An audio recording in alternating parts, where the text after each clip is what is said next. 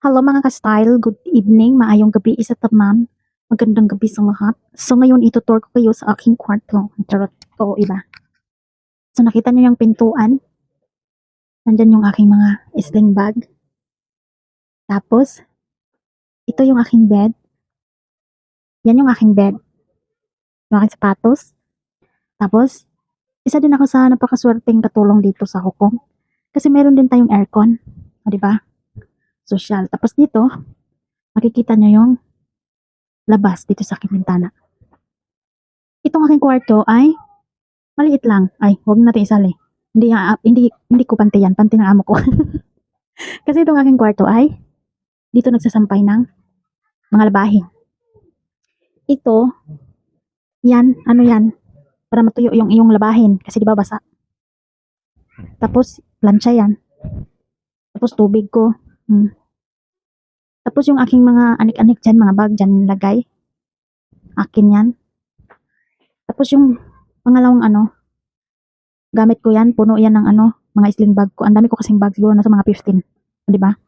Katulong na maraming bag. Mahilig kasi ako sa bag. Tapos ito, mga damit ko yan na panglabas. Mga OOTD. Tapos ito, nandyan yung aking mga make-up, mga kung ano-ano. Tapos dito, mga pangbahay. Tapos dyan sa taas, malita ko yan. Mga gamit ko din yan. Puno din yan. Tapos yung mga plastic bag, mga gamit ko din yan. Pero yung iba, sa mga amo ko. Yung ibang gamit ng alaga ko, nandito din. Tapos yung kabinet, hindi akin yan. Nandyan lahat ng damit ng amo kong lalaki. Kaya, matatawag ko rin na swerte din naman ako kasi may sarili akong kwarto, di ba? Kita niyo ang view? Ang ganda ng view, oh. Kasi yung iba natutulog lang sa kusina.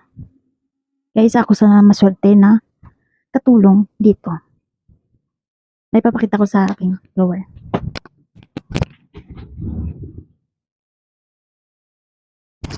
Yan, may mga bag akong ganyan kasi gusto ko naka-organize yung aking mga gamit. Ayoko yung may nagkalat-kalat. So, yun lang. Dito ko pala nilagay aking mga charger. Tapos yan, mga gamit ng mga bike ng mga alaga ko. Ay, alaga ko pala, isa lang. Yung electric fan, sa kapatid ko. Lahat sinabi niya. So, yun lang. Sayang pala yung bag ko. Kasi, nilagay ko siya sa Nilagay ko siya sa doon sa loob. Tapos, siguro mabasa yan nung sinilid ko kaya. Masira tuloy. Kaya binitay ko na lang yung mga later. Kasi, madaling masira. Pero ito puno ng bag yan. Yan din sa tas puno.